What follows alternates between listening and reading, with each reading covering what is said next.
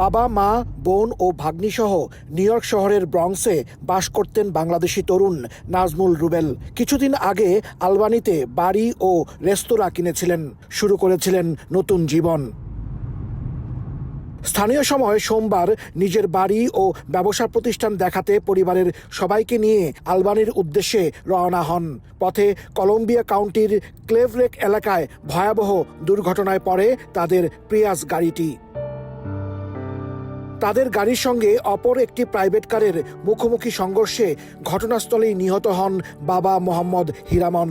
মাত্র ২৯ বছর বয়সে জীবন প্রদীপ নিভে যায় রুবেলের। গাড়িতে থাকা রুবেলের বন্ধু ২৫ বছরের ফাহিম হালিমও নিহত হন। মারাত্মক আহত হন বড় বোন ফাতিমা আক্তার রত্না ও তার ১ বছরের শিশুকন্যা। তাদের অবস্থা আশঙ্কাজনক।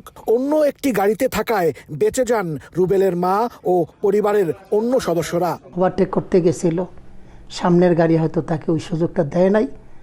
পরবর্তীতে ওই সুযোগ না পাওয়াতে অপোজিট সাইডের গাড়ি এসে তাকে মাইরা দিয়েছে। বড় ছেলে নাজমুল রুবেল এবং তার বন্ধু, তারা ৩ জন অন দ্য স্পট ডেড।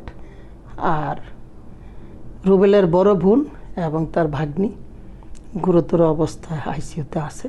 দুর্ঘটনা কবলিত অপর গাড়িটির যাত্রী ৬২ বছর বয়সী নারী জুলিয়া রিচিও নিহত হয়েছেন। আহত হয়েছেন ব্রুকলিনের বাসিন্দা অপর এক তরুণ।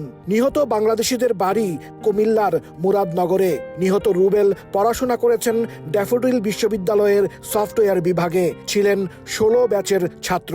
বছর দুয়েক আগে বাংলাদেশে গিয়ে বিয়ে করেছিলেন রুবেল। সংসার শুরুর সব প্রস্তুতিও নিয়েছিলেন, কিন্তু যুক্তরাষ্ট্রে স্ত্রীকে আনার আগেই ভাগ্য কেড়ে নিল তরুণ তাজা প্রাণ, সেই সঙ্গে একই পরিবারের ২ সদস্যকেও। এই ঘটনায় শোকাহত প্রবাসীরা। হাসানুজ্জামান সাকি, সময় সংবাদ, নিউ ইয়র্ক।